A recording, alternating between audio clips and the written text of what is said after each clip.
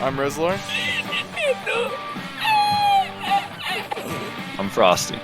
As nobody's really engaged quite yet. Yep. Oh, there we have been. Oh, was that a triple stun for the Mystic? Welcome back to the Value Pack.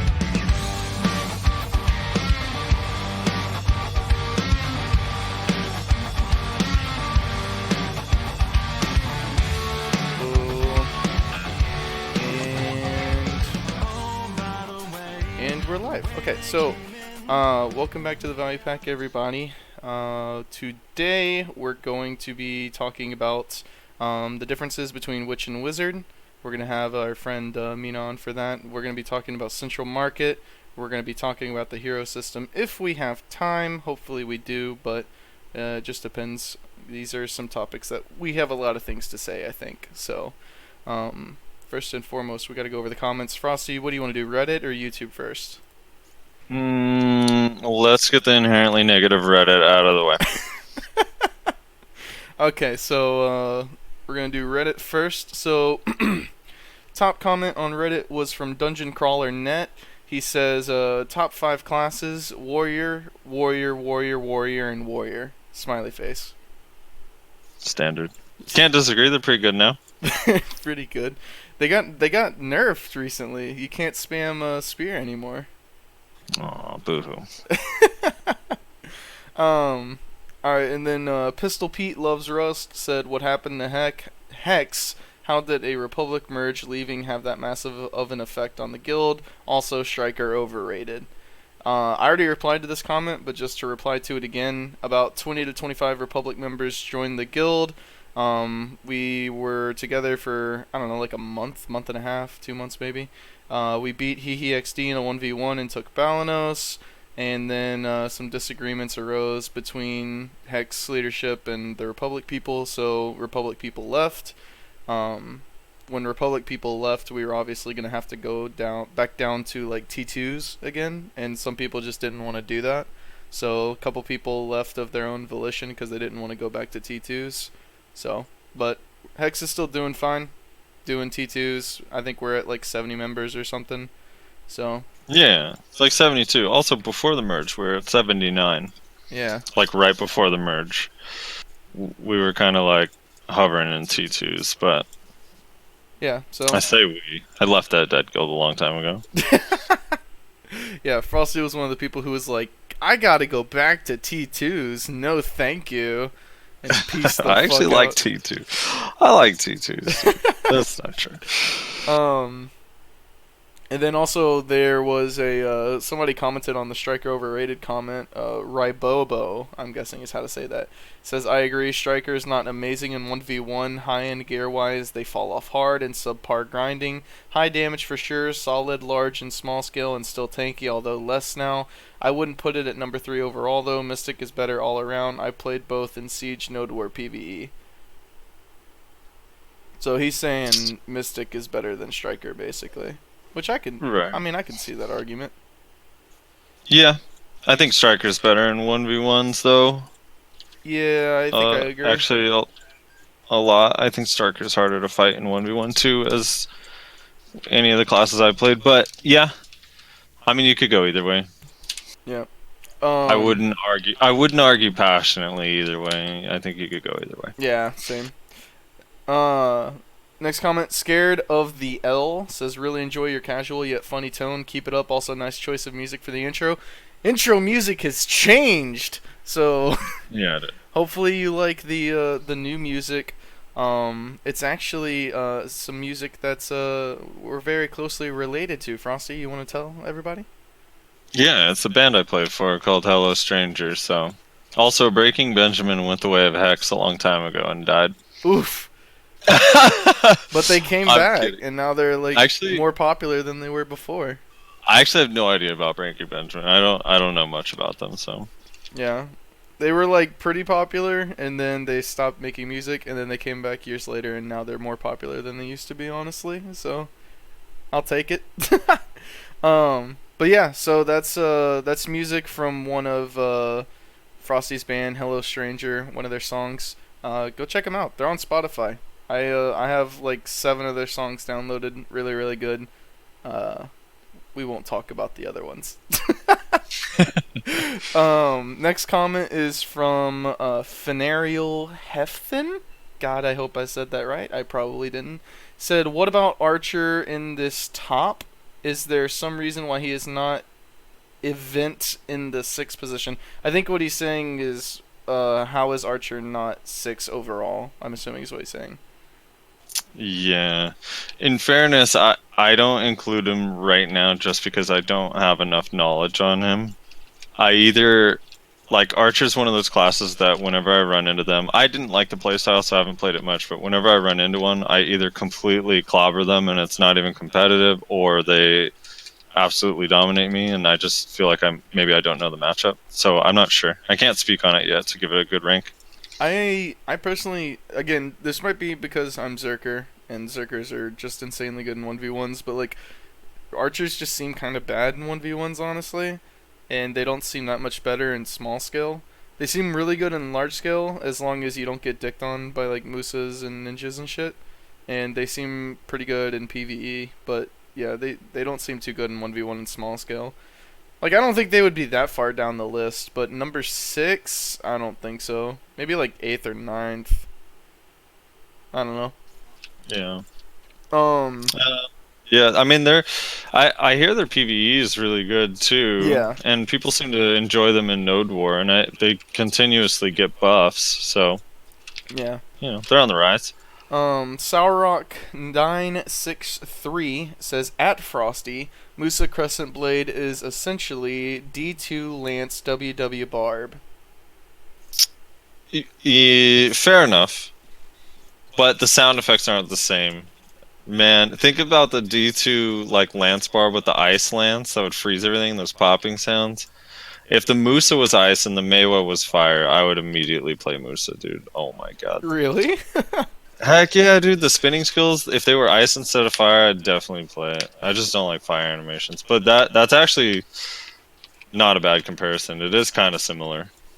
Yeah, and then the last comment on Reddit is from Crackability. My top 5 overall classes: Witch, Wiz, Zerker, Ninja, Mystic.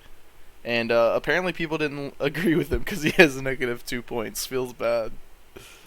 Alright, I'll upvote you later. I don't really agree with putting Zerker or Ninja that high, which is I think where the downvotes are coming from. But yeah, I don't know. I do.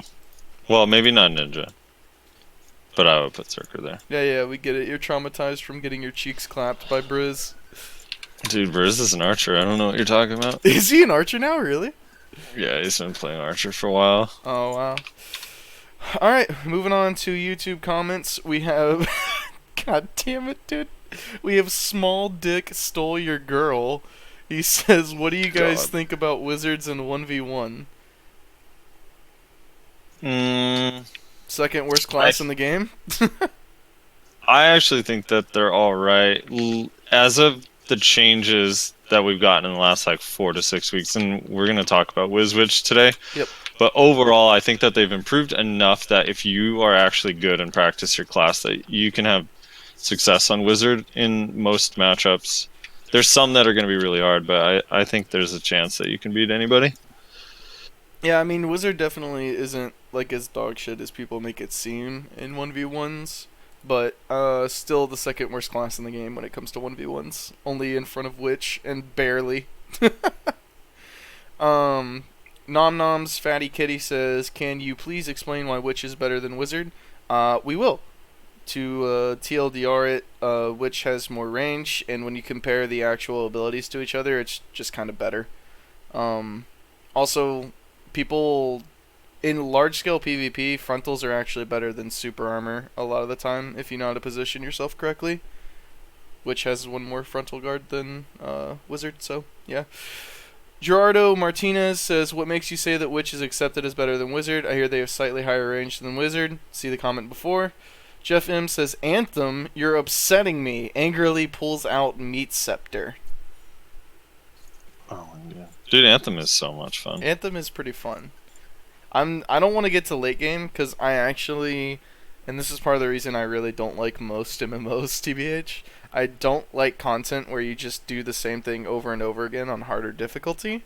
So that's kind of why I'm in no rush to get to the end game of Anthem, TBH. Dude, that's why you gotta actually get to the end game so you can find out there's actually more than just doing the same thing over and over again. Doubt.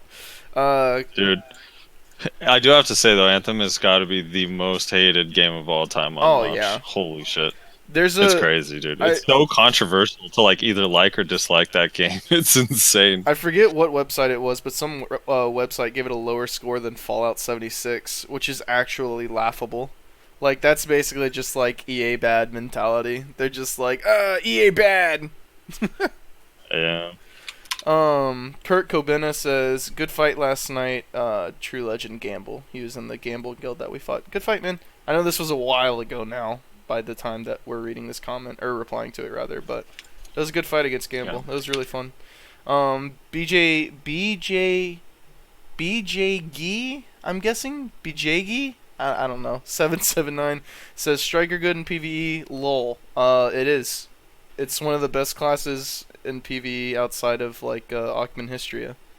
Like they're one of the best classes for Manschwams. So Yeah, it gets this bad rap for some reason, but at Mansions they're really good. Like even in like small grind spots where you one shot everything, they're really good. I don't really understand what the hate is for Striker. I get that they're not good in Hystria because they don't have sustain when just sitting there camping on a pack for a long time, but everywhere else they're really good. So yeah, I'm just not with you on that. yeah. The Shepherd 112 says, what do you think about grinding Sherakan, Necropolis, and Dragon? Is it worth the time and effort? I never see anyone there myself. For the next video, I would love if you could show off the grind there from your point of view, though. If you don't, it's fine. Great videos, keep them coming. Frosty has put in a ton of hours into Sherakan, so I'll let him take over. Yeah. Oh, well, though, are you gonna grind there for the podcast? I'm not. I have to do other things, unfortunately. That's a hell no. That's a yikes. Oh my god. So Shuriken is a lot like Anthem. It's very controversial, dude. People either love it or hate it. So for me, I've spent a lot of time there, and if you don't get drops, like if you can't get a belt drop or you're not getting a lot of Hoon crystals and stuff, you're really only going to get about 30 mil an hour. But I really, really consistently get belts and crystals, so I'm averaging closer to 45 mil.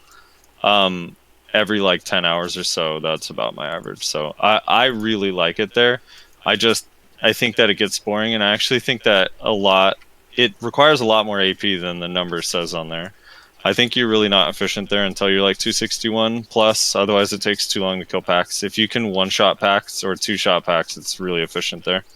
You need to get like aim for 6,000 trash an hour, and you'll do pretty well. Nighttime, I don't really love it for raw money, but if you do need Hoon crystals, I like it with the loot scroll at nighttime on Arsha because it's really easy to get a spot, and the Hoon crystals drop fairly often there with the loot scroll. So, but that's special case. I really don't like it at night, just daytime.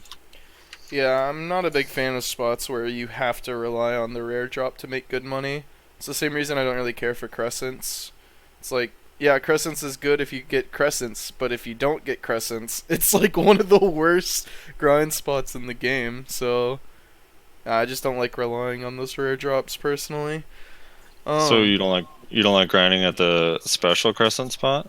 You know what? I went there for a couple hours, and I didn't really like it. No. Did you get anything? I got a bunch of shattereds. Yeah, that's the thing that sucks.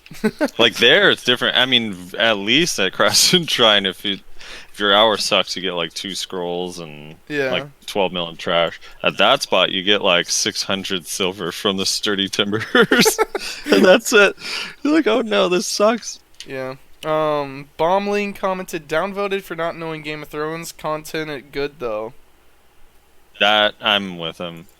I don't even understand how you don't get the Game of Thrones reference. That like killed me inside. I don't know, man. It just doesn't seem that interesting. I mean, I've never been one for watching like drama shows anyway, or whatever. Drama shows. It's like watching BDO, dude. It's just BDO. It's just BDO. It's just grinding for hours on end. Just yeah, it's just grinding. and failing pen attempts. Yeah. Oh my god. By the way, did you see Jeffy the Wise got 5 pins yesterday? No, did he? Yeah. Like doing the He got all pin armor? armor. Just he apparently he had like 10,000 cron stones or something. So he Jesus just Christ. slapped him until he got him. Emilso in Oppo? I definitely said that wrong. Breaking Benjamin in the intro poggers. It's changed. Hopefully the new intro is poggers. The Shepherd 112 again, 2 comments. Look at him, fancy. Said, you said that Striker does really good at lower AP than almost everyone else, but what happens when they reach soft cap plus AP? Does it level out between them and Mystic and most other classes, or is Striker still ridiculous damage at high-end PvP? Yeah, so Striker is able to one-shot people at a much lower AP than basically any other class in the game. They do start to level out at the higher end. They become much more in line with every other class. Mystic is like the opposite. Like, I think for Mystic you kind of have to have like at least soft cap to be able to reliably one combo people. But once you start getting, like, once you get to Frosty's AP, like you have like 270, 280, you get those ridiculous amounts of AP, they become absolute insanity. Yeah. Wait, when you say one shot, you mean like like one single combo? Yeah. Okay. Yeah, that's the thing, like with Striker, and on the high end, like even people that are tanky, Striker's just, the combo is so long, it does so much damage that it always does a lot. But it does even out when it comes to like, you know, just like leg dropping in groups and large scale and stuff. I think they all kind of feel somewhat similar around 260, but yeah, Striker can just one combo at 220 because their combo chain is so long. Yeah.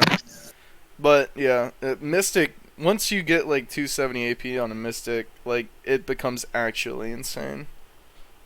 Like that shit gets a little crazy. Christian Kaltwasser, which, do you know who that is, Rossi? Mm-hmm. I bet you Mina knows. Do you? That's Rich. Oh, okay. He said, "What are your thoughts on dealing with difficult gear slots, necklace and earrings, i.e. ogres, tungrads, versus witches or seraps, tet blues versus tri yellows? I mean, ogre pre-orders are at like 250 mil now. I hear people farming ogres in manches for drops and skill points.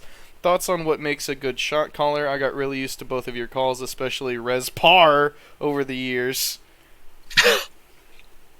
That's just because your shot calls were par for the course. Yeah, Nothing special. I guess, dude. Res par.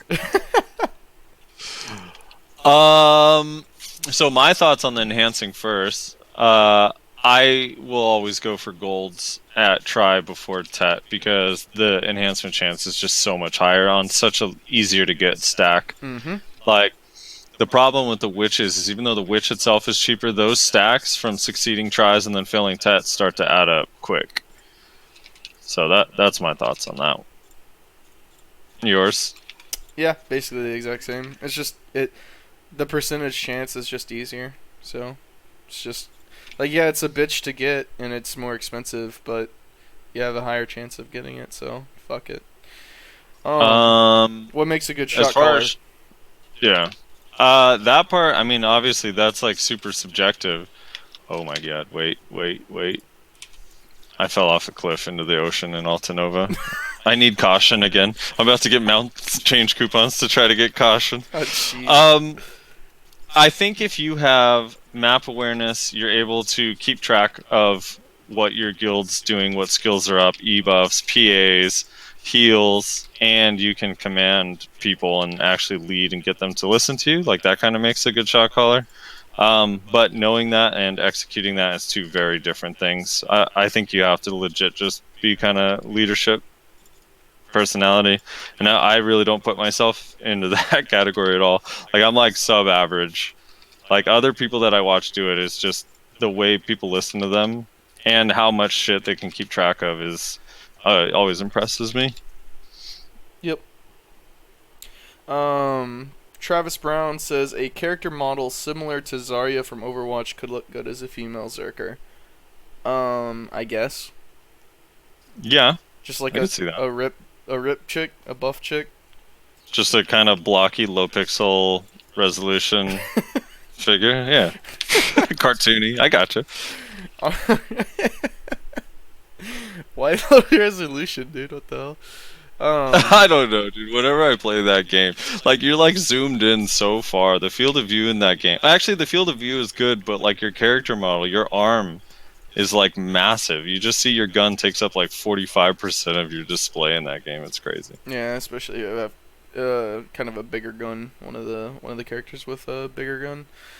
For sure. All right, so that's it for comments. We appreciate you guys leaving a comment for us. Make sure you leave a comment on this one as well. We love replying to the comments. It's probably Frosty as well, but I know it's my favorite thing to do. It's my favorite part of the show is the conversation. Yeah, it's fun. It's fun interacting, and just the fact that people are is awesome. So yeah, keep it up. All right, so next thing to talk about, we are going to be talking about Witch versus Wizard. But to do that, first things first, we got to introduce our guest, a very special guest, a guest that is very dear to my heart, very good friend of mine, and ex-girlfriend, Mina. Mina. Kill me. Mina is #1 trap in A, and No.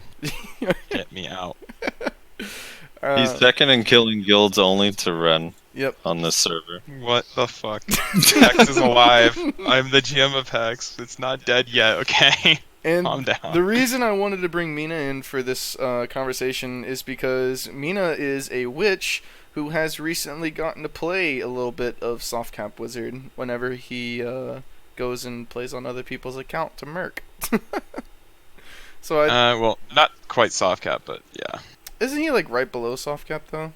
He's like 245, I think. So like he's hitting the 245 bracket. So it's like 2 brackets under. Yeah, but still, you got to play some Wizard. You got to see how it is a little bit different in Node Wars, and you kind of get a little bit of insight onto the differences of the classes. So Yeah. Going back, let's do this first. Let's talk about why I think Witch is better than Wizard, because there's a laundry list of things. There's the obvious thing that everyone talks about, which does just have a little bit more range than Wizard. It's not a lot. Like, it's not like a super crazy amount, but it does exist. My big thing is that the frontal guard. So Witch has one more frontal guard than Wizard. Wizard has one more super armor than Witch. In large scale PvP, if you know how to position yourself properly, frontal guard is just outright better than super armor. Can we agree with that or no? I think it depends on the. I think it really does depend on the situation. I'm 60-40 on it, but I think that it is accentuated on Witch by the fact that her skills have a little bit more range, so you can position yourself in a way where you're still going to be hitting people, and you can keep everyone kind of in a cone in front of you. Whereas Wizard, you have to be so close that frontal guard's power is diminished a little bit, because people can get to the sides of you, if that makes sense. I also think that it has to do with their roles in Node Wars. Wizards are a lot more dive heavy, so them having an extra super armor makes a lot more sense, while Witch is not as dive heavy, because you can kind of control that zone in the ball that's in front of you. But I'm with you though on like some sense where like, because frontal guard ignores damage entirely, so even if your PA is not up, your block will break maybe, but you ignore damage, you ignore all status effects, which super armor, while you can't get CC'd, you can still be slowed and damage over time and debuffs and whatever. Correct. And frontal guard kind of negates all that. So it benefits a more talented player, especially on Witch where the skills are a little bit ranged. At least that's how I feel about it. Yeah. And that, I mean, like, super armor is great, for being in the middle of the ball, like Mina was saying, like, Wizard was literally just designed to be a dive class, but I do just feel like frontal guard is just better than super armor if you know how to use it properly and you know how to position your character, because it prevents you from getting slowed, it prevents you from taking any damage, it prevents you from being CC'd, even if it's only in a frontal cone. If you're doing it properly, then you can get away with it, Yeah, I mean, I mean, anyone who's ever 1v1 a witch or a wizard will know that, like, their most vulnerable point is when they're in super armors, not when they're in frontal. Mm-hmm. So I actually have a question because so wizard and witch, I've played the absolute least. I have a wizard, but I stopped playing it like 2 years ago, and I've never played witch. And I didn't like the wizard, so I have the least experience on this. But I want to know why, like, and this is one of I think the differences between the two classes. I just don't know what exactly it is. Why is gore roll and Ina's wave or whatever it's called, the Chilling Wave. Chilling Wave, yeah. Why, like, those two skills mechanically seem the same. It's a frontal guard that does damage and or has a CC, but the gore roll feels infinitely better. So what is, like, the difference between those two, and why is it not good on wizard? I mean, 100% the flow. I mean, the wizard flow is kind of dog shit.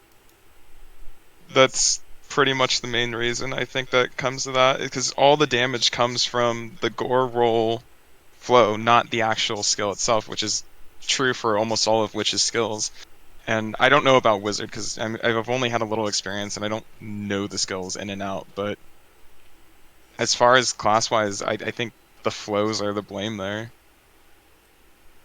Yeah, so the gore roll flow does more damage than the wizard flow for Chilling Wave, I do believe. We can, I mean, are you on your witch right now? We can check. I am. Let's double check, because I want to make sure that I'm right about that. Yeah. So Also, isn't the range a little bit nicer on gore roll? Like a hair? It is Or a is it the little same? bit, but it's not that much. I'll tell you the big reason the gore roll is better than Chilling Wave. But Chilling Wave's flow, Mina, is 701 times 12. Yikes, dude. When Chilling Wave's flow is actually better than Witch's flow. Really? What's gore roll's flow? Gore roll's flow is 631% times 12. Okay, and then the last level in Chilling Wave itself is 608 times 12. Yeah, it's the same for gore roll. Okay. Or yoke. So the Chilling Wave flow is actually a little bit better than the gore roll flow, but here's the big reason I think why gore roll is better than Chilling Wave.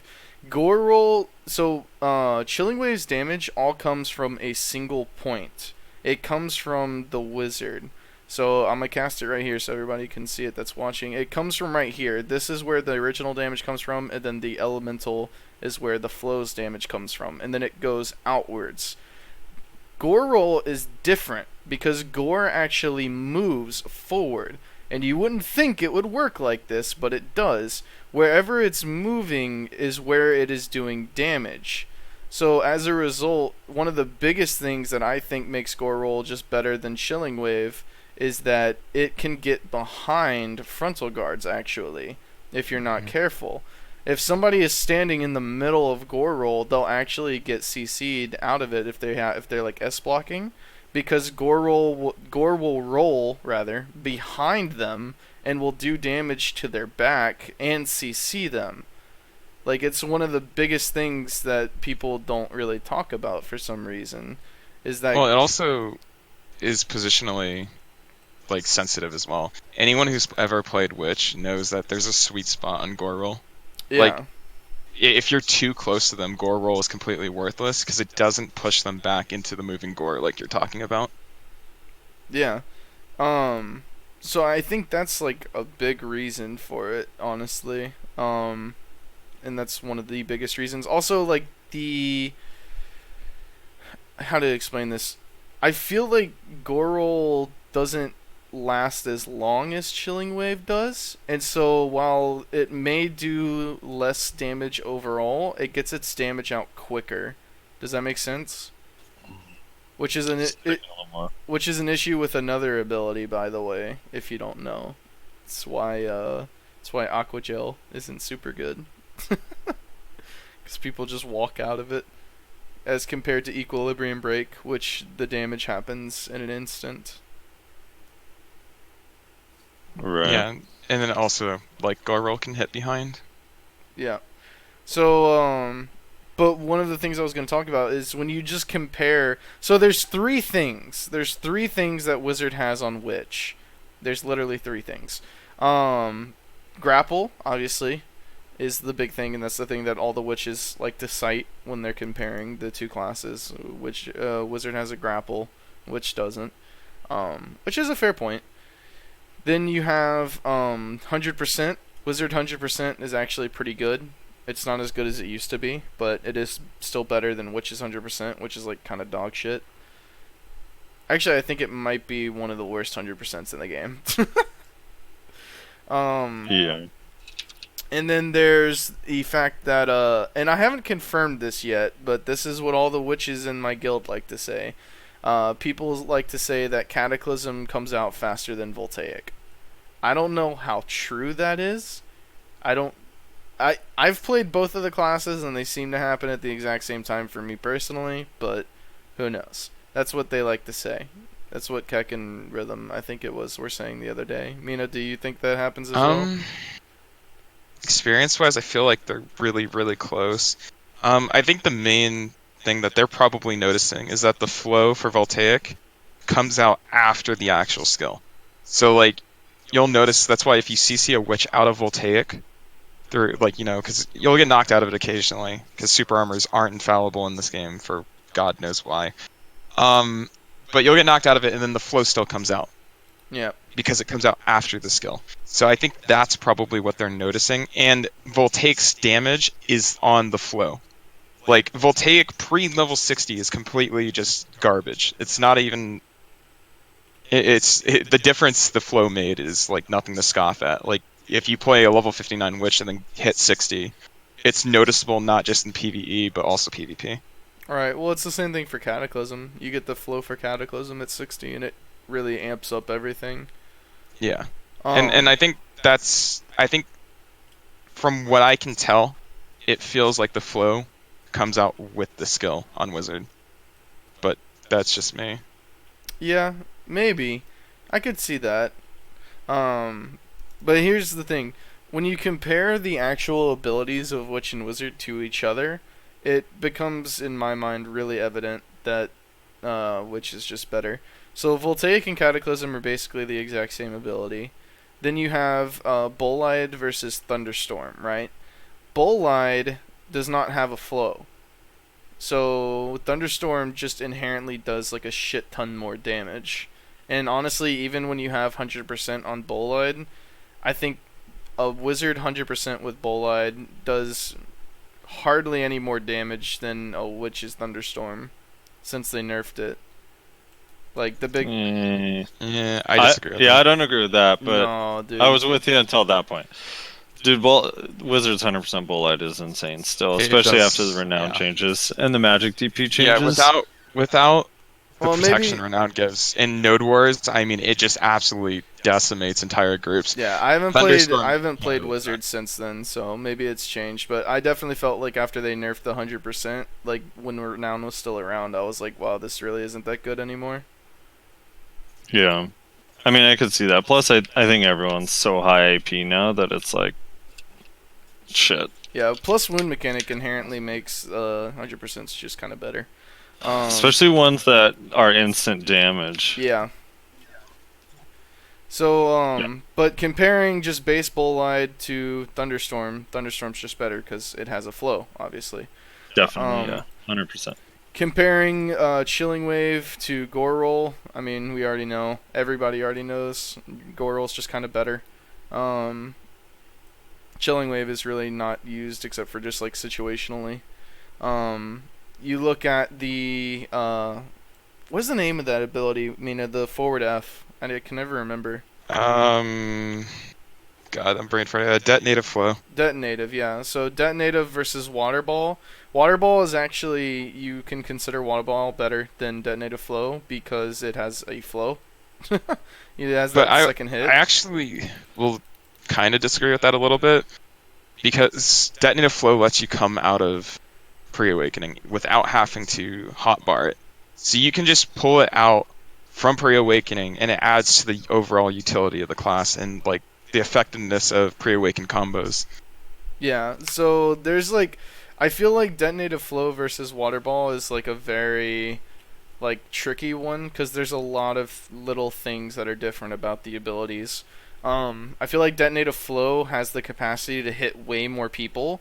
So if you spam it on a choke, you're going to be doing a lot more damage than you would with a Water Ball, in my opinion. But I feel like Water Ball goes further. Like Water Ball can go insanely far.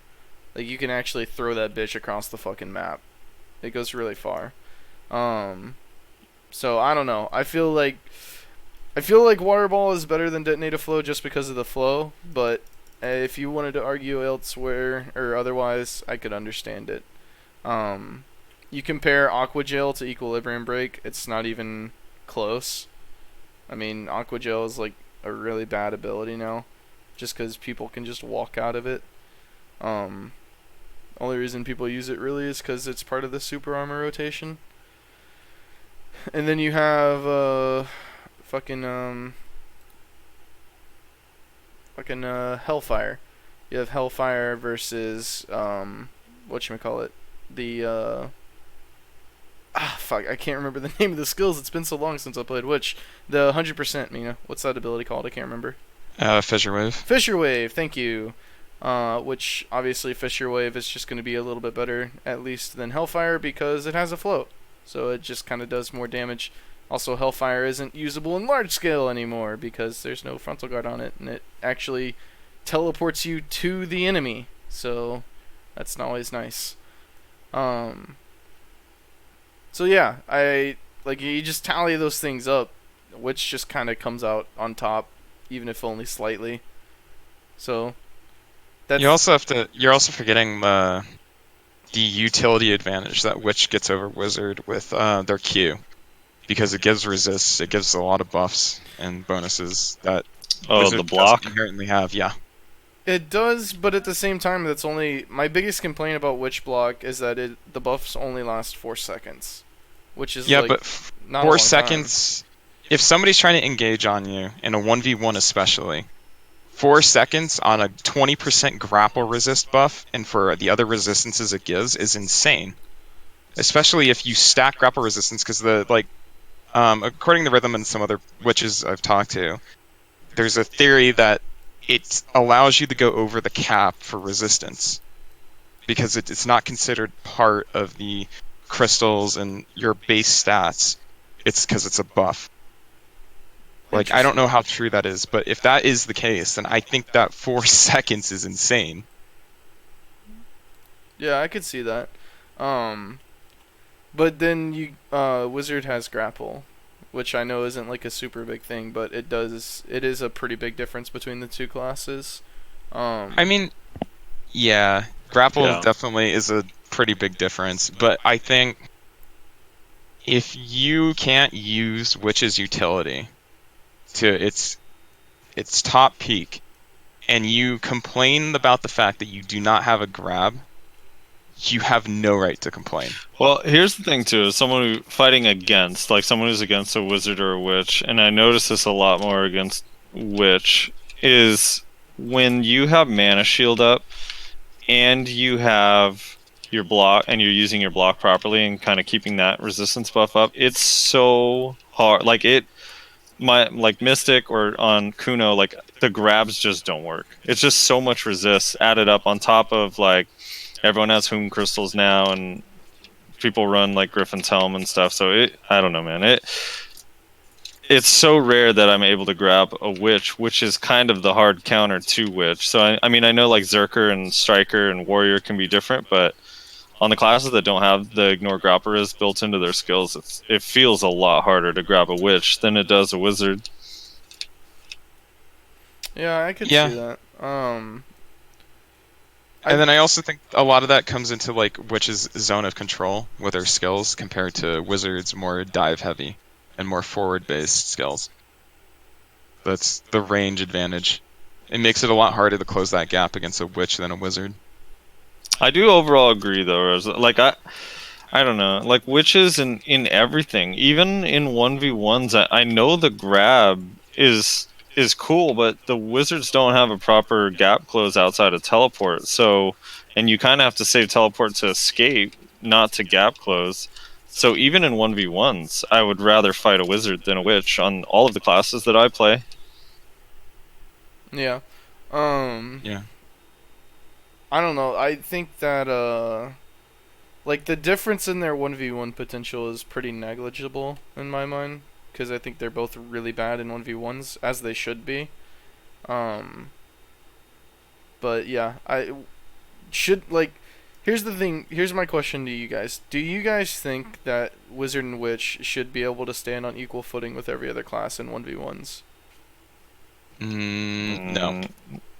See, I this is where I'm like, I differ so far from you. I actually think that they are really good in 1v1s. Yeah, I just I think agree. that they're harder to play in 1v1s, like, for the average Joe. But I think that good players are really good in 1v1 on Wizard and Witch, especially because of the renown changes where you can't just eat super armors anymore. I mean, even on Sork, I would just eat like Cataclysm and the Shift F on Witch, Voltaic Pulse. Now you can't. You just drop below half health in one skill before you're even CC'd, and now you're like running for your life. So I personally, and I don't know. I think every class, honestly, this game isn't really outside of Node War. It's not a game. It's not like a Trinity type game where you have a healer, a tank, and a DPS. So for me, I do think every class should be somewhat capable of everything, and I actually think Wizard and Witch are capable enough in 1v1. Like, being maybe a little bit less capable is fine because they're so good in large scale. So I think they're in a good spot when it comes to that.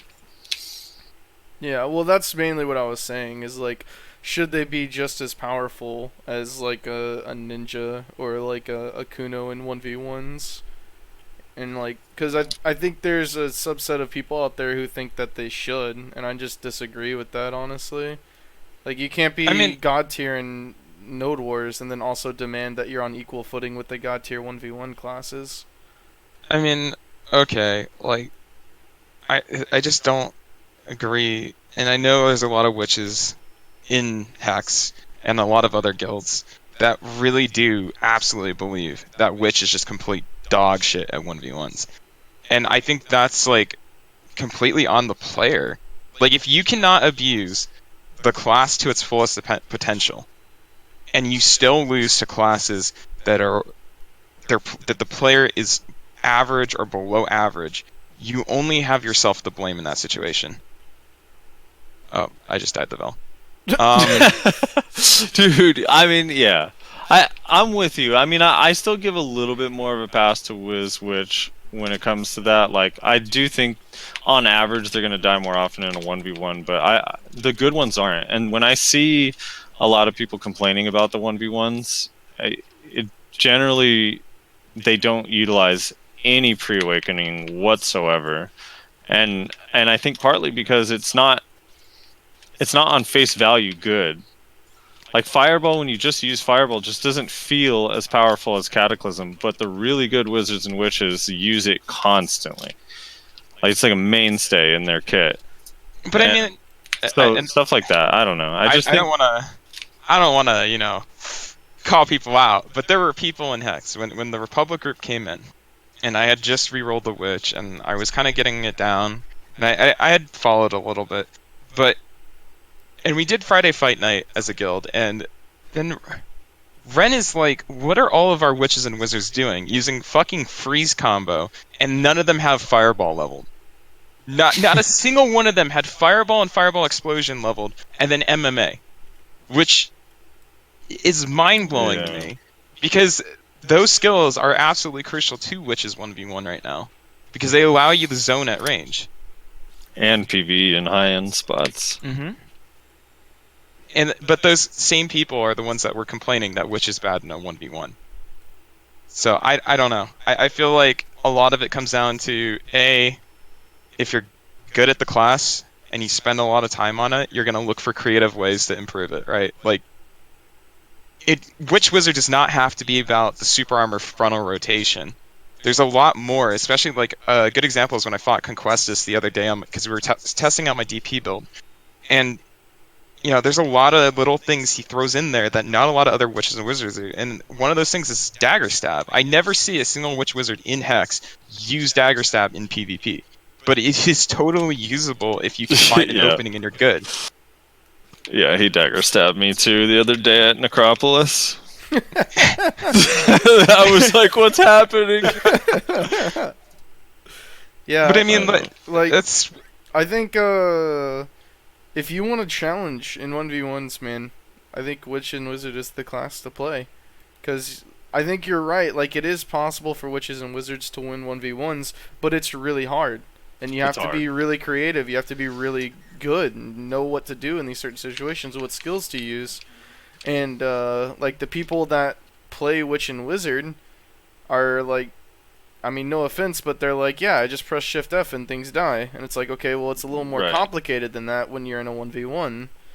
Like, you can't just rely on, like, oh, my Voltaic and my Thunderstorm is on cooldown. What do? I guess I Gore Roll now. And then they get behind you and knock you down, and then you complain about being CC'd. It's like, well, don't use Gore Roll then, dude. Like, I don't know. Right. And that's the thing too, is like I think it's sold, the classes are sold and billed as like, this is an easy class to play, big AoEs, kind of slow moving, long animations, but they do a ton of damage and they're good in large scale. And in 1v1s it's like, you go in there expecting like, well, this class is easy to play, but when I fight against a ninja I get run over. And it's like, in those situations it's not an easy class to play. In fact, I think in those situations it changes to being one of the hardest classes to play Absolutely. effectively. yeah. And another thing that like drives me crazy, and I can understand it because I did play Ranger before, and I didn't know a lot about Witch or Wizard at the time for like 2 years that I played Ranger, right? And a lot of classes, a lot of other players just have this idea that Witches and Wizards are just so easy. They're so much easier to play. And then they play it, and they just are like, yo, this class is like so bad. Like, how do you play this? Like, you just like, I mean, there's someone in our guild like that. You know exactly who I'm talking about. Yeah. But I mean, like, it's just if you're not good at your class, the class you play, you're not going to be any better at Witch or Wizard. Like, a lot of it is like we were talking about earlier, was the creative aspect and just being good at PvP. Like, Witch and Wizard is not going to make you good at PvP. Like, it might make your Node War scores look a little better, but that's about it. Yeah. By the way, can we talk about this new hit effect animation they added and Oh how my much I hate it? Kill me, please. It makes no sense on Mystic at all. Why, when I'm punching someone with a water skill, are fiery sparks flying around? Are you guys, is you guys' game lagging? Like, Live. latency? Yeah. No. Mm-mm. My internet must be dying then, I guess. Death. Yeah, I hate these new hit effects. Whatever they are, why is there not an option to turn them on or off? I liked the old hit effects. What is this? The actual hit effect option doesn't change it either. It just turns off the highlighting colors, but not the sparks. Jesus, dude, I am really lagging bad. Are we lagging for you in voice? No, not at all. That's what's so weird. Well, Val just died, so that could be part of it. Okay, it seems like I'm Oh. coming back now. Yeah. All right.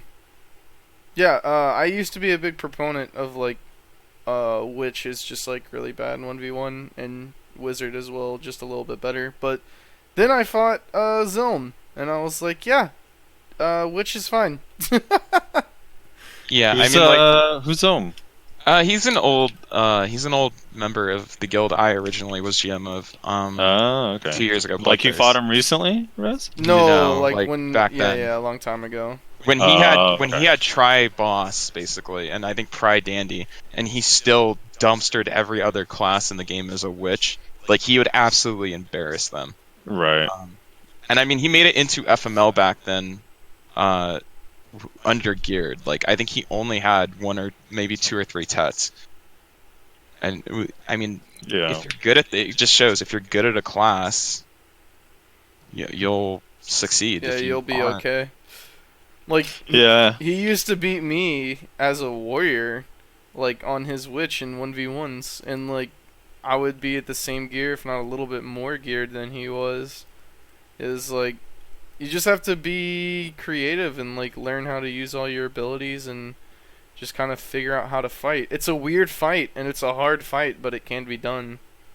Yeah, and just to add on, like, Zelm, he was a semi-pro CS:GO player.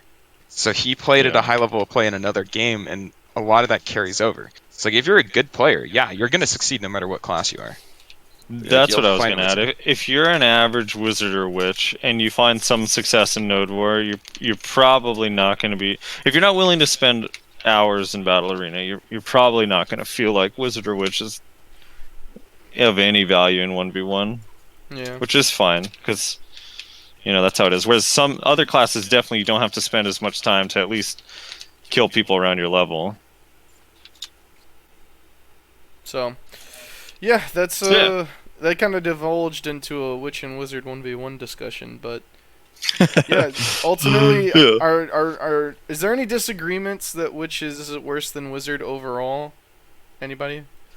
No, I think witch is better, but I also want to like emphasize that that doesn't mean I think wizard is bad in large scale or small scale either, because I still think they're really really good. I just think witch edges it out. Well, yeah, we both, me and you both put wizard or witch at number 1 and then wizard at number 2 in the last podcast overall. Yeah. So it's not like wizard is bad; it's just witch is better, even if only slightly. Like it is better. Mina, what are your while we got you here before you leave? What are your top 5 classes overall right now, taking into account PvE, 1v1, small scale, and large scale? I mean, I don't know. It's kind of hard to like say. I think a lot of classes are pretty even footing, and when it comes to like the top, I don't really want to say one is better than the other. I don't grind enough to even care. So All right. Well, I have a better question. All right, not a better, but a different question, because we weren't gonna talk about this, but I think it'll be quick. And Mina's experienced it a lot since it's come out. Dark Rifts. We weren't really gonna touch on this, Rez, but I figured it'll be kind of short because it's not really a whole lot to talk about on it. But your thoughts on Dark Rifts, the RNG, is it fair? Is it good for the economy? Is it fun? I know, Mina, you've had kind of a lot Yeah. of Dark Rifts show up, right? I've gotten super RNG carried. Have you I had, think- what have you gotten? What are your experiences so far? So I mean, majority of the time Forest Renaris rings, but Hell yeah. I've been pretty lucky on a lot of my boxes from them, but I've gotten probably like 13, 14 of them by now. The actual like system, I think it's really good. One, it's good for new players that are coming to the game because they have a chance at a really valuable accessory that they could use to A, progress, or B, to sell to help them progress. Because especially with the new marketplace, which I know you guys are going to go over later, but like the value of an ogre now, just base ogre, is worth a lot more to a new player than it is to an older player. Mm-hmm. So they can use that to progress with your lower end accessories. So they can make a Trimarch Shadow, Cogdom ring, Forest Renaris ring, whatever, all the cheaper end rings, or Schultz necklaces, Schultz belts, etc. like we used to back in the day to get started in the game, because those accessories haven't gone up with the new marketplace, whereas the ogres, latents, etc. have. So they can use that to fund low end accessories, low end gear, to get them to a point where they could start pushing for soft cap. I also think it's really good for the older players, the more veteran players that do have silver and want to progress past soft cap, because we're always looking to buy ogres. And sure, they're more expensive now with the marketplace, whatever, but you're getting a free like slush fund of it, dude. It's a source, something that we severely lack, especially for ogres and latents when we don't have fine accessory boxes or events going on. So I think it's really, really good for the economy as a whole. Yeah, I didn't even think of the new player angle. That's actually true. Like, I think about when I first started grinding at like Soldier's Grave for 3 weeks to try to buy a Tri-Liberto amulet. If I would have been able to get a Dark Rift and get an Ogre Ring drop at 200 mil a pop, would have saved me some time. Yeah, I think Dark Rifts are really cool. I think that they, at least in part, probably made Dark Rifts to try and get more in-game accessories, yellow accessories in the market, which is nice. I think I would still like to see the spots that drop yellow accessories buffed though, like even if only slightly. Like it's just such a low rate. Not to turn this into a discussion about grind spots, but Yeah. like ogre rings, like crescent rings, bassy belts, like they drop at such a low rate. It really makes it like kind of not worth grinding there for the most part. I mean, I don't want to out my little money fund right now, but I think Bassies with the buff isn't too different than Crescents. I think the Really? pieces, yeah, in terms of like, because you're making a lot more in scrolls and other drops like crystals from Bassies, so you're gonna get a lot more base silver per hour. You're only probably gonna average, if you're on our show with a loot scroll, maybe one Bassie an hour if you're lucky, but generally, I think Bassies is pretty decent right now. Crescents has always been a good drop rate, really. That's kind of been the go-to. If you want to get yellow accessory drops, you go to Crescents or one of those, like Fogan's, Naga's, one of the lower-end yellows. And then it's like, I think Laytons and Ogres definitely need a place, though. They need a place so badly. Because it just, I get their, like, whole, like, the next slot is the most expensive one. But it's just frustrating. If you want to progress in this game, you have to either wait months to get more. Oh, Mina die? Did Mina die or did I die? Frosty, you there?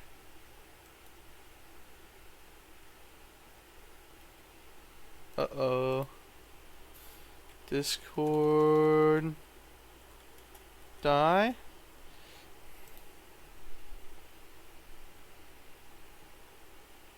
Uh-oh.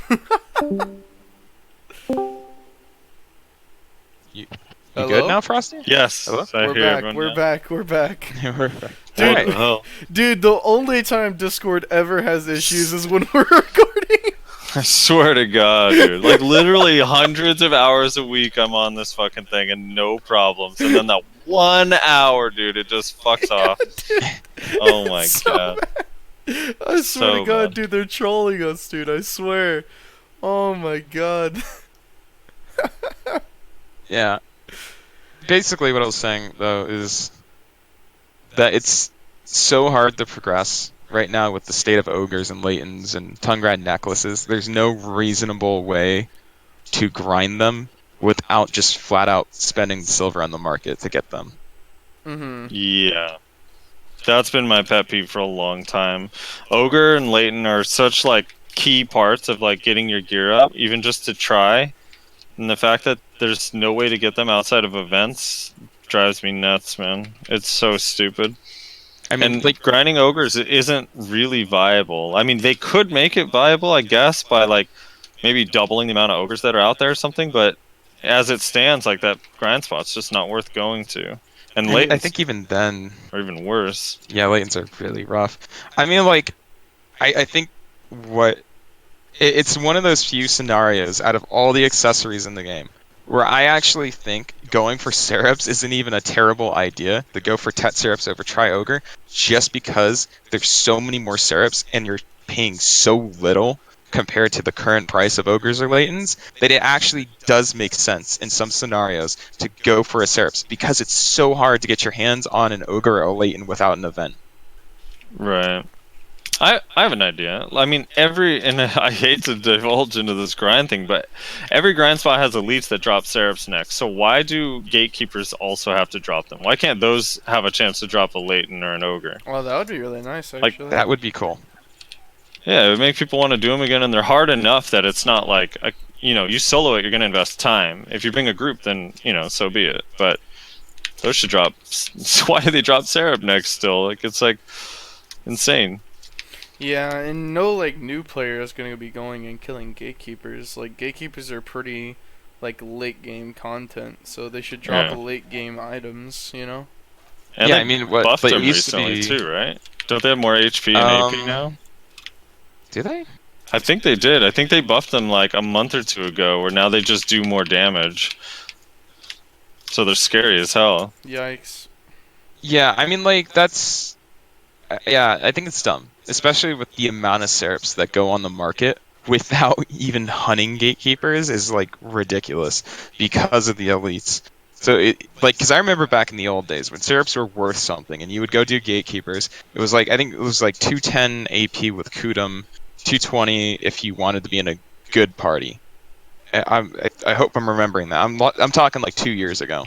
So, like, that was a good source of income back then. So I think it made sense back then. Now it just doesn't at all. Because syrups Right. are just so abundant, especially when they increased the drop rate at Nagas and Fogans compared to back then and changed Nagas around to make it grindable. And same with Fogans. It just doesn't make sense in the current state of the game. They definitely should change it. I don't see why they couldn't. If they don't want to go down the path of like Ogre Leighton, they could even just put another accessory there, a yellow tier like Crescent or Bassi, or have a chance at like a box with them, like Yeah. anything. Yeah, so Dark Rift's neat. Glad that there's more accessories on the market, but could still use more, I think is the general consensus. Yep. Also, I don't get enough Dark Rifts, so that needs to be fixed. I think it's bugged. I've only gotten like 9, so... I've gotten about 9 too, I think now, and I actually had really good RNG on my drops. I've only gotten 1 Forest Ronros ring, but I did get 2 Mark of Shadows the other day, which is pretty sad. I actually Yeah. haven't gotten any Forest Roneros. I've gotten 4. I've gotten 2 Ogres, so that's pretty lucky, Nice. and I got a Pride Bassi, which I then proceeded... Damn! Yeah, he got super lucky on that. I then proceeded to gotten blow Ogre up, late by in the the way. Oh shit! Wait, didn't you Yikes. get a Tet Bassi recently? Yeah, I or- got a Tet Bassi. Yeah, but that was Oh, before. shit. That was before you went for town. Okay, Yeah. that was before it. Because I was gonna get a backup. I was thinking like, oh, I got a Pry, I'll go for Duo, and then if I make it, I'll go for Try. If I get that, then I'll go for Tet Bassi because I have a backup. And then I failed Duo, and I was like, all right, I'm going for it anyway. Yeah, standard enhancing like ritual, right? Like, I'm gonna make a backup. Backup failed. I'm going for it anyway. Here goes now. Hey, it worked out though, right? So fuck it. All right, well, that pretty much wraps up. We got really off topic there, but it's okay. We Yep. you know, we don't have a super strict regime to follow, but Mina, thanks for hanging out with us and talking to us about Witch and Wizard shit, man, and other things. Yeah. Yeah, no problem. I actually enjoyed it. Yeah, I think class discussion is really fun as long as people can be civilized about it. That is. Let me put that little caveat. Yeah, Yeah. there's someone in here who struggles with that when they were in next, so you know. All right, we'll catch you around, Mina. Thanks for hanging out. Yeah. All right. Later. Later. So next thing on the docket is Central Market. Central Market, the brand new market that everybody loves. Nobody can get enough of it. The support is just coming out in droves for Central Market, isn't it, Frosty? It is. It absolutely is. And this is where, and while I still don't have that much experience with it because it's new and I've been out of town, but I get to White Knight for this one because I actually really like it so far. So I'm 50-50 on the Central Market, honestly. There's some aspects of it that I really like, and there's some aspects of it that I really, really hate. So Okay, so how should we preface this? Like, what's the overall gist? Like, what is the Central Market compared to what it was before? Because I've been trying to wrap my head around on how to even explain it. I think But- the biggest difference, I think you just have to go over the differences, and I think the biggest difference is now pre-orders are 100% of the time. I think that's the Right. biggest change. Pre-orders are no longer a percentage chance, and all the people that have the same pre-order, it's a chance between those who will get it. None of it is RNG anymore, which you would think is a really good thing, and sometimes it can be, but I think that's also part of what people are kind of complaining about. Well, there's still an element of RNG Is within there? the pre-orders. Yeah, so I don't think there is. Oh my god, two people in Black Rose just got penned in trees like within 20 minutes of each other. Yeah, so the way it works is if you have a pre-order, let's just say Garmoth's Heart. I think Garmoth's Heart is still at like 500 mil or 600 mil or something. It hasn't maxed out or capped out yet. So because of that, it's first come first serve, and it'll actually serve the pre-orders in order. In the order in which they're placed. Right. However, once an item caps out, so if, let's say, Vel's Heart goes to max, which will be, I don't know, 4.5 mil, let's just say, for example, or 4.5 bill, once it's capped out and it no longer can go higher, all the pre-orders placed are now RNG. So you're just throwing your name in the hat, and a pre-order is going to be chosen basically at random. Oh, really? Yeah, so that's how it works with the max price. So it's almost like everyone's pre-order is a bid. Yeah. So, I mean, on one hand it's good, on the other hand it's bad, but I think they did that because on some items there's just like 5,000 pre-orders, and if you're in a line, you literally have no chance to get. It's just you're never gonna get it. Yeah, absolutely. And that was one of my concerns, was that some of these items, if I wanted to get it, there's already like hundreds of people that have a pre-order on it. I'm like, well, dude, I'm better off just going and grinding one, even if it's an insanely low drop rate. Right. Yeah. So I don't know, like that. It's that. All right. So let's keep going over all the differences before we. The other difference is that the price ranges are a lot more dramatic and different. Like they can go way higher than they were before. For the seller, like you can actually list an item for much higher than you used to be able to, or conversely, you can list it for a little bit lower than they used to be able to go. So I don't know if it's still an issue because I haven't looked at Liberto in a long time, but there was a long time where like 150 duo or base or tried Sork Libertos were just sitting on buy, and no one was buying them. And they couldn't be lowered in price, and they really weren't worth spending money on because they were still like 264 mil or whatever. And now I think they can drop lower than that, which I think is a good thing because newer people would be willing to buy it knowing it's not going to be good later if it's not that hard to swallow the price, you know? Right. So stuff like that is good. And then conversely, like on the high end, now I think that people are going to be more willing to list something like a Vel's Heart or Garmoth's Heart or a Tet item because they can actually get silver for it. Whereas before it was capped at such a low amount, it just wasn't worth selling. None of the stuff was worth selling almost. Like a Vel's Heart was not worth 880 mil. It was worth way more than that. Right. And that's all you could sell the Magic for before, so... That's kind of, yeah, they can go a lot higher. And I don't know what the exact numbers are. I keep hearing different things and seeing different things. It's like 3.5 times or 4 times, or that it varies per item. And there's some things that are completely hard capped, like sharps and hards, apparently can't go past what their value is. Same with concentrated weapon and magic stones. They just don't go up or down no matter what, which I think actually kind of sucks. I mean, I don't mind them being a little bit more strict on those ones, but people aren't going to sell weapon stones at 4 mil a piece. It's just not worth it. Right. I think one of the other big changes is that the warehouse now has an entirely new, like, system of, like, selling. There's the marketplace warehouse that you have to deal with now. This whole interim step that you have to deal with when you're trying to buy or sell things. Which, honestly... The middleman. Like, it's not bad, and I think it's another example of not a bad idea in concept, but just kind of like not very well executed. Like, I think if you were to say like, yeah, there should be a marketplace warehouse where that's where you do everything, it's kind of like, I can see where you're coming from on that, but then like now after I've been using it for, you know, a couple days now or however long it's been, it's like it is really not okay. Like, it's tedious as hell. It is. So it makes the whole process of buying or selling things so much more painful. Right. It's funny because what its purpose is not good, but its side effect benefits are really, really cool. Yeah. Now you can transfer items to all across the world at any time with like no limits at all, because you can just pull it out of your marketplace warehouse to different major cities. Money manipulation's a lot easier this way.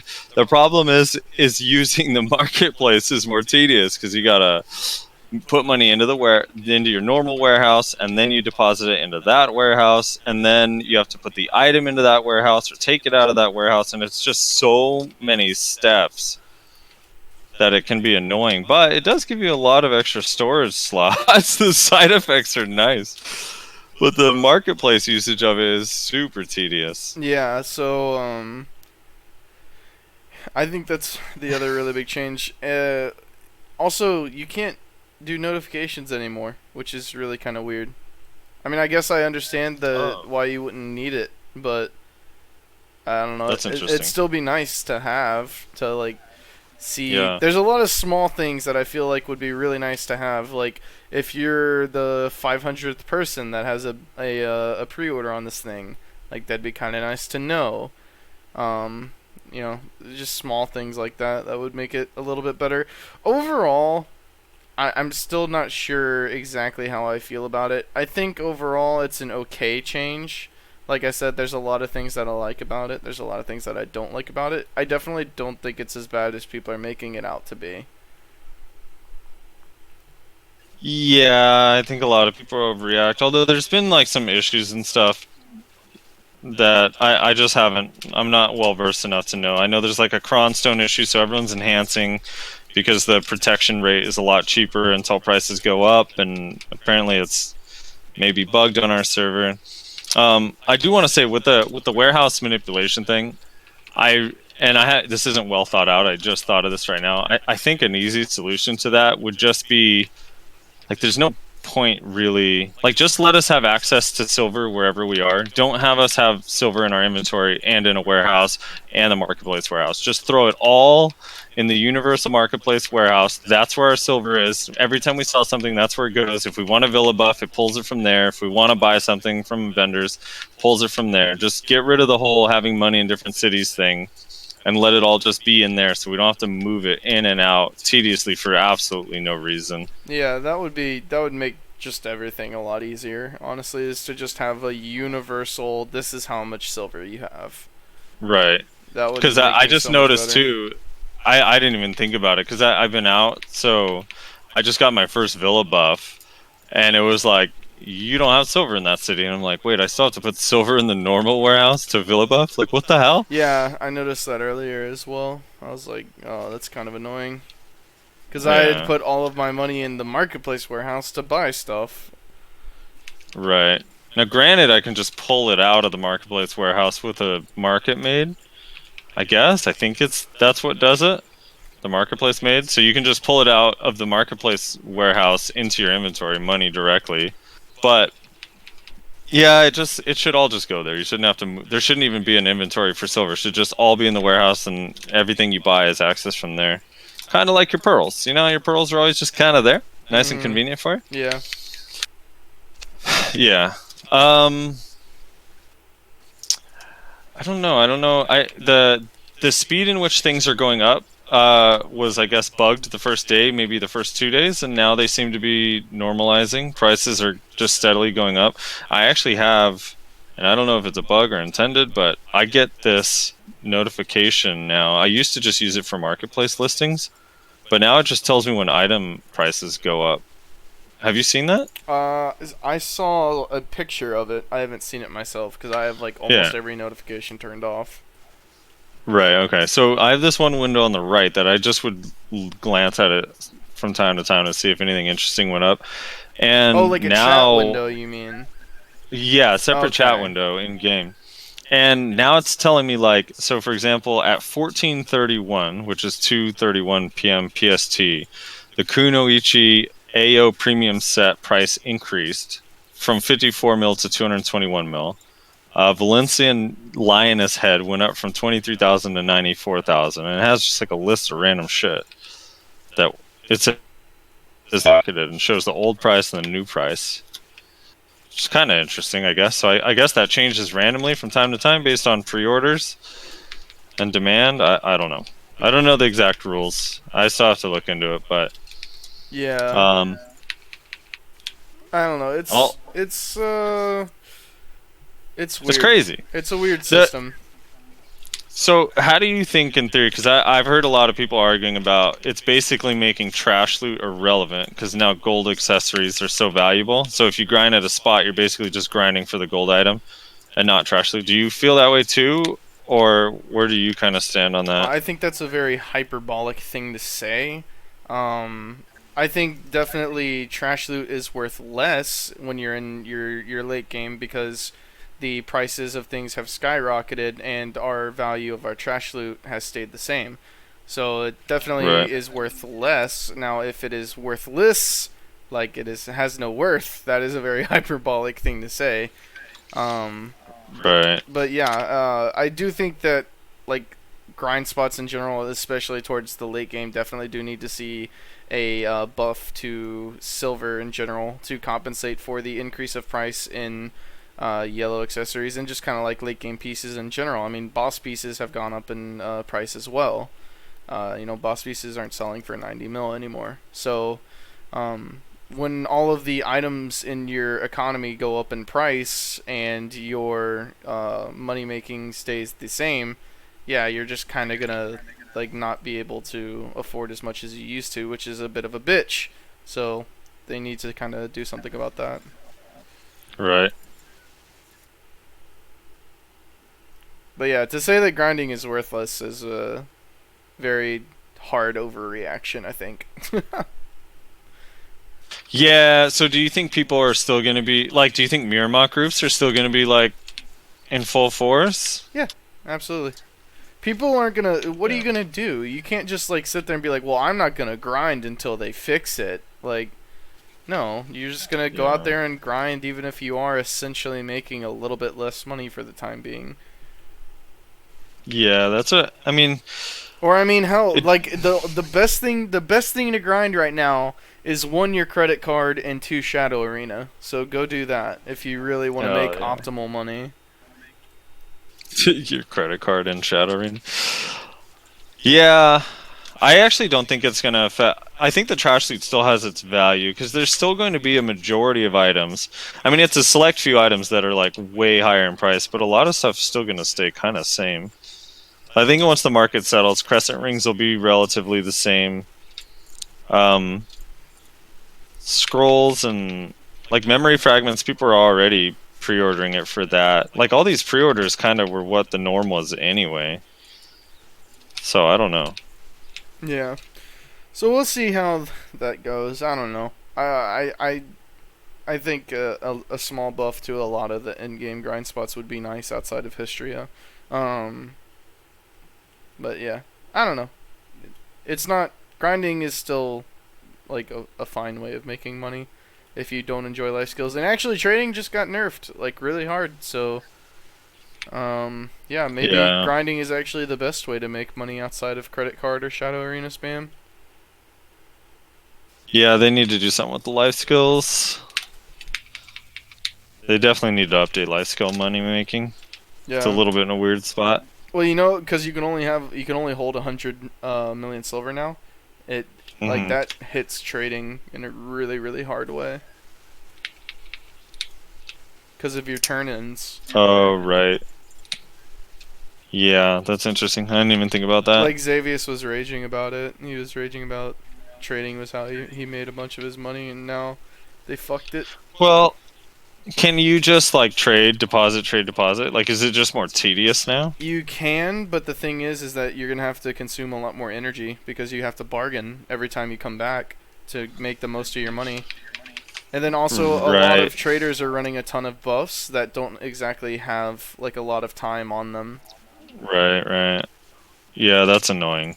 So you have to run through the desert, you have to get the desert buff, which costs energy, and then every 100 million silver you have to leave. You have to slowly run your way over to storage in Valencia, which Valencia storage is pretty far away from the trader, if I remember correctly.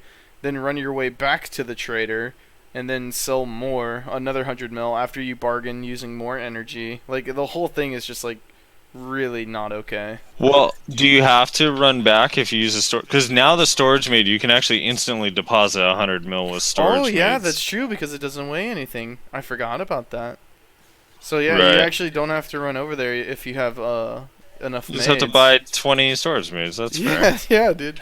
But you still, it would cost a lot of energy though, because I think the Valencia, the trading desert buff costs quite a bit of energy as well, if I remember correctly. So you have to use the trade. You have to get the trade buff with energy every single turn in. No. It's a buff like on your bar, if I remember correctly. Okay, but it's timed. It is timed. Or is it one-time use? Okay. It is timed from my understanding. I've never been a trader. Disclaimer rather. Discount. Lol. Disclaimer. I am not a trader, and I have never been a trader. All of these are things that I believe I have heard. So if I'm wrong on this, don't shoot me for it. This is what my understanding of how it works is. Yeah, I'm supposed to be an expert. I got all the way to Master 2 trading with Grana fishing, and then haven't done the quest to get the trade buff. And I have like thousands of crates I need to turn in, but I'm too lazy to do the quest. Yeah. So yeah, trading is kind of not as good as it used to be apparently. Unfortunately. Interesting. Okay. I suppose if you have like maximum energy pots, get really lucky on your bargains, and have plenty of maids, trading is not really affected much for you at all. But for everybody else who doesn't meet most of that criteria, at least, it's a pretty big nerf, it seems. Right. Man, it is so fascinating though sometimes to just look at the market and see what's there and the price. Like, there's 150 Kaffir stones sitting on buy at 2.9 mil. Wait, is there actually? Yeah. Wait, I need And stuff like that. I need Kaffir's. Hold on. Yeah, so they're like 2.9 mil each for that. There's also like the Orkinrad belt, which is crazy. That literally was just sitting, or there's 60 of them at like 59 mil.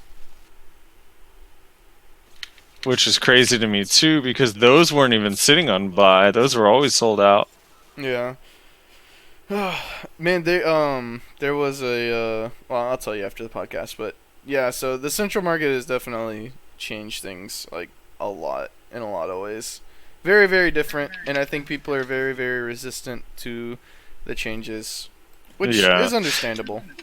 Now, I do want to point out, outside of the tediousness of the warehouse and transferring, I think the whole UI of the central market is also pretty bad. I just don't think it's easy to use. Like, I would consider myself pretty decently, like, aware of how to use most of Black Desert's UI, and I feel like the central market is kind of confusing. The sell button, like the status button, I can't even find it. Sometimes I still am like, wait, where's that button to, like, see what I have listed or see what I'm buying? Or it's so weird to me. It's kind of yeah, it's kind of confusing. It can be confusing at times, but I don't know. Like, I don't even know how, like, if I'm out grinding, I don't even pull something out of the central market storage and put it in my inventory. Like, if I buy I actually don't think I know how to do that right now. Oh, withdraw. Yeah. No, that's money. No, you just okay, I click see. on it. You use a maid You and just click on it. click Right on click. it. Okay. And you gotta, there we go. You gotta make sure you're on your inventory and not your Pearl inventory too. So that's only... Dang, so really you don't even need that many storage maids anymore. You just need a shitload of market maids? Yeah, seems like it. That's interesting. This guy just tried to do the reverse psychology of enhancing. You know, where you say it's not going to go, hoping it'll go. Yeah. Like, he linked his Tet Uragon boots and then an armor stone and then said, no way this pen will go through on 86 stacks. And then he hits it. And it failed. Like, yeah, no, it didn't. Alright. That's right. Last thing to talk about. Hero system. Merking. All that stuff. I know you you really like it. I think there's a couple holes in it, but overall it's a good thing. Yeah, overall I like it. There's definitely things I absolutely hate about it. And I don't know, there's some things I don't even know how to address, like the fact that a siege guild can't merc. But on one hand, like I get like siege guilds. I don't know. They can hurt the low tier system, but if you're in a castle, I don't see why you wouldn't be able to participate in like a T3, T4 node with another guild for fun. I think that'd be kind of cool. Should be a reward of being in a castle. But so the merc system, how does it work exactly? Because you've had more mercs in and out. I've been stuck on this stupid apprentice thing, so I haven't even been able to merc. I've been on apprentice for the last 2 weeks. I just got off of it. And then So- your guild took a castle, so now you can't Yeah. even merc. So now I'm stuck again. So yeah, how it works is that you at 1 hour before Node War, your guild can hire mercs, and you can hire mercs for up to 10 mil down payment, and then my understanding is another 10 mil if you win. There's like a victory payment option apparently. So anybody can merc, is my understanding. You pay them maximum of 10 mil just to fight. And then if you guys win, then they get another 10 mil. You stop being a merc in a guild 10 minutes after the official Node War time ends. So, like for me, Node War started at 8. I'm in Central Time Zone. They start at 8. They end at 10. So mercs go back to their regular guilds at 10:10. They have access to guild chat. I'm still unsure as to whether pings work or not. I don't think they do, but other people have said that they do. I'm still very confused about if pings work for mercs or not. Yeah, it's just a pretty cool thing. There are some holes in it. T1s apparently are super volatile right now because of the merc system. All these siege guilds, these people in these siege guilds don't have to even drop guild anymore to go do T1 meme wars. So apparently T1s have been very volatile. I know. I have to say on that, follow in the footsteps of Black Rose. Black Rose not letting their people, like you can't go with more than like a group of 5 or something like that to T1s. Like they literally just said you're not allowed to do it. Yeah, which is good. I think that's good Yeah. for Black Rose for standing up for, T1 community. Little babies. Yeah, the newbies. I think the biggest thing so when I first read the rules, I came up with this mad scheme in my head, and I'm surprised that nobody else has came up with it yet. Because I think it would work. I don't remember reading anything that told me that it wouldn't work. So when you take a castle, you can't merc when you're in the castle guild, right? So what that means is it essentially eliminated the drop-down guilds, basically. You can still leave guild, but you can't do the merc thing anymore, I guess, is the big change. Right. What makes that whole thing a big deal. Or get payouts. Yeah, or get payouts. But what's interesting to me, what you could do, in my head anyway, this is how it's working out in my head, my mad scheme of how to abuse the system. I'm about to tell everyone how to abuse the system. Let's hear it. What you could do is have your drop-down guild take regions, essentially, if you really wanted to. And then everybody mercs for the drop-down guild on Saturdays. You just get them, their very first tier 3. You just get them tier 3. And then you all merc in it for Saturday. You take the region with the drop-down guild with the 5 people, let's say, that are actually there. And then you can just node war in the regular guild because your guild doesn't own the region. Right. Do you see what I'm coming up with here? Yeah. So, everybody in Snake fights in Snake for the week in Node Wars, right? Then they get El Snako Gildo a T3 so they can participate in Siege. Then El Snako Gildo and Snake both drop on Medaya. Then what happens is Snake gives the territory to El Snako Gildo. Now, that is going to funnel money into El Snako Gildo, but in the long term, I think it'll make you more money because you can keep node warring in Snake during the week. Once Siege hits the next Saturday, El Snako Gildo still owns the region, right? All of the people in Snake merc. They use the hero system to go into El Snako Gildo. And then they just fight all of their territory wars in El Snako Gildo. they make the money off the hero system in El Snako Gildo, and they make money from the T3s, Tier 4s in Snake. Right. So, what's the most amount of money you can make from the hero system? I've heard people say 30 mil. I'm not sure where they're coming up with that from, because from what I read, it seemed like it was 10 mil to be a merc, and then 10 mil if you win, per person. Right, that's what I thought too. So the reason why I ask is because, like, for example, like T1 payout right now in Black Rose is like 110 mil.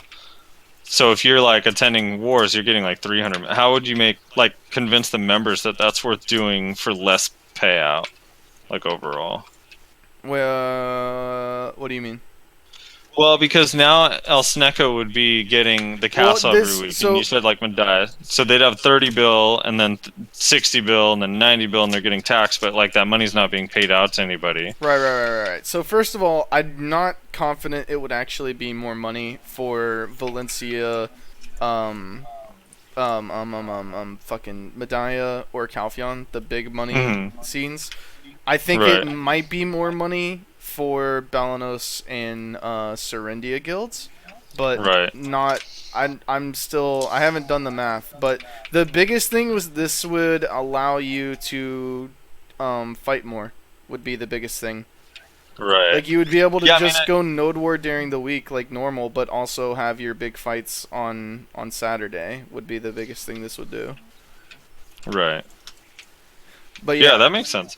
I mean, on Balanos Serendia, it kind of makes a lot of sense because you can do like, I mean, if it's 30 mil a day, I don't know if that number is true or not, but let's just say it is 30 mil a day. You can legit pay all of the people 30 mil a day, and after the 5 days, that's 120 mil plus whatever they're making from the node wars in their guild. So it would still be pretty competitive with Balanos Serendia pay. Yeah, like I said, I haven't done the math yet, but I was just mad scientisting that in my head the other day, and I was like, yeah, you could do that if you wanted to. The biggest thing because I don't really think of things in terms of money. I used to a lot. Now I really don't. Now I think of things in terms of like fights, honestly. So my biggest thing was like this allows you to do as much node warring as you want to do, but still like do sieges. So, like, it prevents you, like, you could have a castle for, like, weeks if you wanted to, but you could still be fighting that entire time, so. Yeah. I know it's not, like, perfect, and I know, that, like, there's a lot of holes to be poked in it, but it was just something I was thinking about the other day that somebody could do if they wanted to. Right. So, overall, I really like the Merc system. I think the interface for it is alright and works. My biggest issue, and I get the like you do the Merc 1 hour before. What I don't understand is why on God's green earth do I have to stay in the guild I merced for all the way until reset the next day? You don't. No. They changed that. Oh, they did? Yeah, that's why I said at 10 minutes after Node Wars end is when you go back to your guild. Woo! Really? Okay, that's fucking awesome. Never mind. Yeah, I missed that. That's how it was, and then literally everyone was like, "But why though?" And then they changed it last maintenance. Oh, okay. Okay, cool. Then yeah, disregard that. Hell yeah, that's really, really, really cool. Yeah. So I love that. It's holy shit. Yeah, that was the biggest issue I think that most people were having, and they fixed that real quick. So cool. Yeah. Well, outside of that, I mean, everything else is like. If there's an issue, it's like little minor things, but yeah, that was my biggest thing. I was just like, wait, why do I have to stay in this guild? And it's so tedious for like an officer that actually has to prepare for the next war that they're not back in the guild until reset is so dumb. But yeah, okay, cool. That's good. 10 minutes after war is really, really nice. And yeah, if the pings and stuff are not working, they need to get that working because like I said, smaller guilds, like siege guys are going to stay with the group, but like smaller guilds, people need that ping to see, and it's just detrimental. Yeah, so I merked for Blade and Arrow, and there was a couple of us that did it in the war that I went to, and I didn't see a single ping like the entire time, and there were other people that saying they weren't seeing pings either, like in Hex, and at first we just thought like, oh, the shot caller isn't pinging, but then it became like, that doesn't make no sense. How did he not ping a single time the entire war? There's no way that was possible. So it must have been like something else, and we think maybe it's like mercs can't see guild pings because maybe it's something that has to do with the coding and how pings and guild pings specifically are coded. And when you're in a merc, you're technically not a part of the guild, even if it says you are. You know, we were just I was thinking about that. It might be something weird like that, but other people have said they saw pings fine. So like, I really have no clue. I got no clue how that thing was going on or what was happening there. But overall, I think the merc system is a good thing. People are gonna abuse it just like they always do with literally everything that has ever happened ever. I wish more guilds would be like Black Rose and be like, hey, don't go fuck up T1 guilds. Like, that's not cool. Yeah. I mean, if it were up to me, I would change it to just no going in T1 guilds. Just absolutely not. Because it's just, there's no... Man, like, it's already cancer enough on T2s for guilds that are trying to up and come. Like, T1s is even worse. Like, dude, those people are... Some of them have no gear. I mean, it's not even like... I don't know, man. It's like beating up a little kid when you're in high school. Like, what's that? Like, T1s used to be, like, if you were, like, 450 gear score, you could go tier 1s. Now, like, I honestly would be a little hesitant to say, like, you could go tier 1 Node War on 550 gear score. Yeah. Like, I would probably be like, you might want to wait till you get, like, around 500, maybe. Like, 500 gear score, you could go do tier 1 Node Wars. Which is, like, kind of a sad thing to say, because that's kind of like a... I mean, I know gear is a lot easier to get now, but that still is kind of a high bar for, like, a brand new player to reach before they get to experience that content. Right. Real quick, before we close out, because I know the Central Mark was our last topic, have you gotten to experience these, like, enhanced towers or whatever? What? Like the upgraded Watcher or upgraded Flame Tower or whatever the hell these are? Oh, no. We haven't, or at least I haven't done a T3 or T4 Node Wars since that came out, so... Okay. So it's only in those? Yes, only in Tier 3 and Tier 4 Node Wars, and I think Siege? I actually don't remember if it said anything about Siege or not, but I'm guessing Siege. But yeah, you essentially just upgrade. You upgrade the Hwacha and Flame Towers, and they have more health and do more damage. Is it with the, is it kind of the same thing as upgrading barricades? You need material or whatever? Yeah. I forget exactly what material it is, but you use some material on it, and it just works exactly like upgrading barricades. You just go up to it, press a button, does some animation. This is what I've been told. And you just wait for it to go, and then bada bing, bada boom, it's upgraded. Interesting. And okay. Apparently yeah, the pictures of it. Apparently it uses different ammo, too. Oh, okay. Which Yeah, is, I wonder what the purpose of that is. Yeah, kind of weird. Defender's advantage way up, but like that seemed like that was already a thing. So I don't know. Yeah, and there isn't there some new thing too? Some new Siege thing? Somebody was talking about it. I don't know. Maybe Not too sure. Maybe I'm I crazy. gotta like re-up. I've been a little distracted by other games. Dude, one of the things I'm kind of excited about, I was seeing on the PTR, not to get too in depth with it, but Kuno's getting some buffs. Yeah? They're gonna increase the speed of Shackles, which is like the grass skill that stuns. Right. The animation speed, because right now it's really, really slow. And then apparently they're giving frontal guard to Shadow Stomp on the start of the animation, which is very interesting. But I like it. Yeah. For me, selfishly. Zerker buffs win, man. Dude, they just buffed your flame cannon, dude. What? Yeah, you're buffed, like, at least, like, socially, because now people don't hate you as much because they're not being down smashed. Oh my Yeah, you got socially buffed, dude. Alright. We're gonna end that there, I guess. We're out. Alright. We covered everything. We're at 140, so that's plenty long enough. You got any parting comments, any parting questions, anything? Yeah, put in fat pre-orders as much as you can for Tri-Tongue Belt, because I want to sell it once it goes above $5. And keep commenting. We always appreciate that. We read through them. Leave a message on Reddit, on YouTube, all that stuff. Until we're like completely overloaded and it takes too long, we're gonna answer everyone's comment. So Yep. Once we get to that point, we'll probably start just glancing over the troll or whatever ones. But for now, Yeah. we're gonna read every single one, as long as it doesn't get me banned on YouTube. So. right, and I personally apologize for the delay in this week's podcast. We are back on track. Every Sunday night we'll record and try to get it out to you at the early start of the week. So that last one was on me. Everyone has a It's on- part to play. It was BioWare's fault It was BioWare's fault. Feels bad. for making such a shit predatory game, dude. Predatory. All right. Well, Yeah, dude. I guess that's it for the podcast. Make sure to leave like, comment, subscribe to the YouTube channel. Sometimes I upload things that I don't post on Reddit. Things like the Hex video that I made, also the Lakari video from a while back. Just random videos that I don't always post on Reddit. So make sure you subscribe to the channel so that you always make sure you're aware of when things are going up. And we appreciate you guys being so patient with us. We appreciate you guys watching, hanging out with us, talking with us, all this stuff. It's always really fun. So make sure you leave a comment and let's keep this conversation going. We'll see you next time. Thanks for watching, guys. You're mine, and here I